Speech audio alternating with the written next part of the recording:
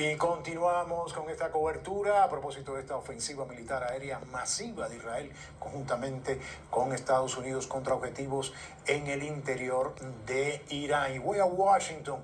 Ahí está el politólogo, analista político Robert Valencia. Robert, un gusto saludarte como siempre. Robert, escuchábamos más temprano el mensaje del presidente Donald Trump y en una de sus partes pues animaba a los iraníes pues a tomar el poder una vez que pues se acabe, termine, finalice esta operación militar.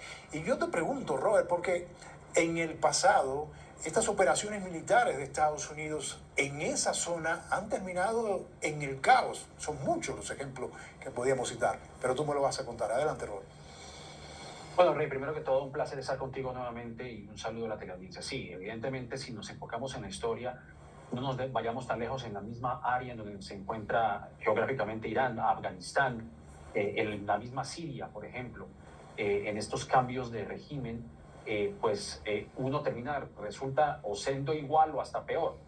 Veamos el caso de Afganistán. Obviamente hay variantes en los casos, pero si nos enfocamos en la historia, y eso que evidentemente cuando se llevó la operación en Irak y en Afganistán, por lo menos existió una coalición al mando de George W. Bush. Aquí Trump solamente con Israel tomaron esa acción. No hubo ni siquiera un permiso ni congresional en Estados Unidos ni de las Naciones Unidas, por ejemplo. Y lo que estamos viendo es que, como lo han señalado también expertos,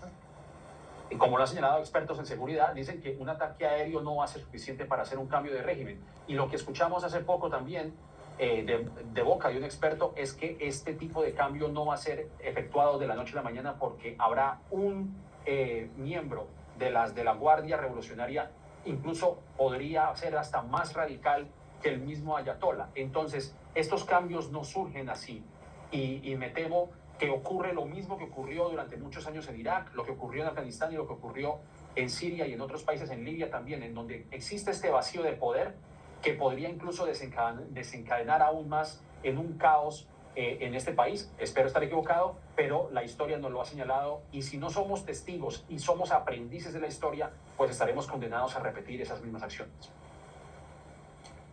Robert, y en ese mensaje el propio presidente Donald Trump también advertía de pérdidas de vidas estadounidenses. Y tú y yo, y muchos, por supuesto, sabemos el costo político que tiene esto. Lo hemos visto también en el pasado con otros presidentes. Pero esa es la pregunta que yo me formulo, Rey. Si sabía el presidente que iba a haber un costo de vidas humanas por parte de los militares, algo que obviamente en la historia los estadounidenses han rechazado por completo, por la razón principal que en momentos anteriores, por ejemplo, en la administración de Obama, no se llevaron tropas militares a Siria o a Libia, por ejemplo, o por lo menos en el caso de Siria, cuando estaba desencadenándose este surgimiento para el cambio del régimen de Bashar al-Assad. ¿Por qué no fue honesto y lo dijo durante el discurso de la Unión? El discurso de la Unión podría haber sido el momento en que él describiera exactamente qué es lo que quiere hacer en Irán. Y no lo hizo, y en esta ocasión tampoco. Habla de un cambio de régimen, pero cuando fue el momento, no dijo si era para un cambio de régimen, cómo se va a efectuar ese cambio de régimen sin desencadenar en un caos aún mayor en Irán. Y es muy cierto, Rey. Obviamente nadie va a llorar sobre un dictador, sobre un régimen opresivo como es el caso de Irán, como fue el caso de Venezuela, que nadie lloró la detención de Nicolás Maduro, pero ¿qué es lo que sucede después de todo esto? Si hay un costo de vida humana, ¿por qué no lo mencionó? Y esa es la falta de honestidad que se le achaca al presidente Donald Trump en estos actos y en donde, vuelvo y repito, no se tiene en consideración la parte congresional, a pesar de que hubo un grupo de senadores, tanto republicanos como demócratas, en tratar de frenar estos poderes de guerra y evitar un conflicto en Irán. Entonces, si sabíamos que esto iba a suceder, ¿por qué no fue honesto al respecto? Y ese es el tema que yo creo que le recriminan al presidente, es su falta de claridad frente a este cambio de régimen y de la historia en ese país. Claro, y otra pregunta podría ser si habían intenciones reales por parte de Washington de una negociación con Irán o todo fue para ganar tiempo finalmente y no habían intenciones porque incluso lo que estaba poniendo el propio Estados Unidos, el propio Donald Trump sobre la mesa, algo que seguramente sabían los estadounidenses que no lo iban a aceptar los iraníes. De esto y más vamos a seguir hablando, pero tengo que ir a una pausa. No te vayas, Robert, ya volvemos. Aquí me...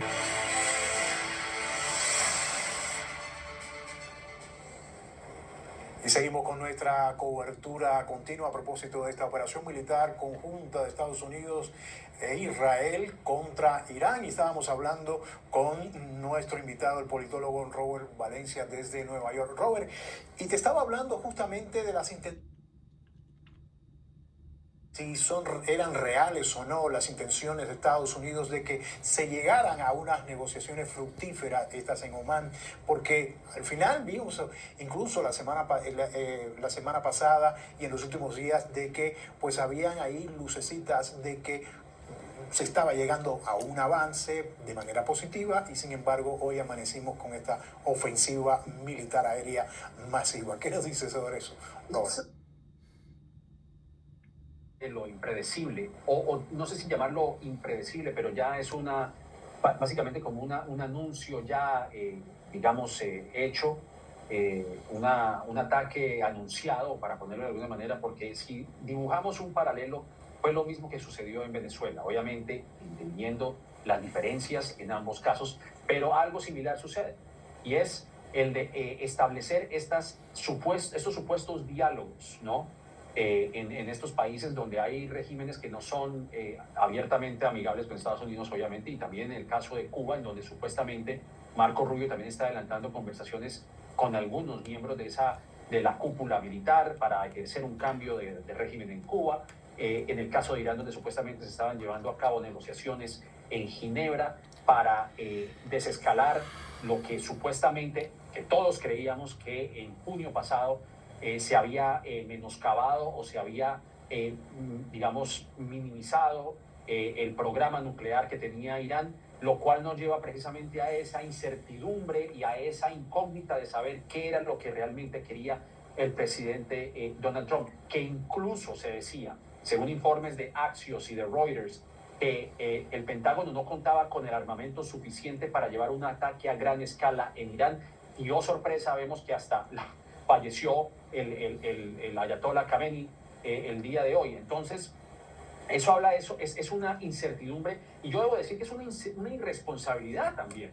A ver, hay que tener algo en claro aquí, Rey. Obviamente Irán no es un régimen amigable, es un régimen que ha asesinado, que ha oprimido a la oposición y que ha llevado a ese país al borde del colapso. Eso no cabe ninguna duda. De la misma manera que en Venezuela, pues también ha sucedido eso, donde existe un régimen opresor. Pero llevar a cabo estos actos de manera, digo yo, precipitada, tampoco conducen a un cambio positivo en esos países. Y veamos lo que está sucediendo en Venezuela. El chavismo sigue en el poder y va a continuar, y tal vez de una manera aún más represiva.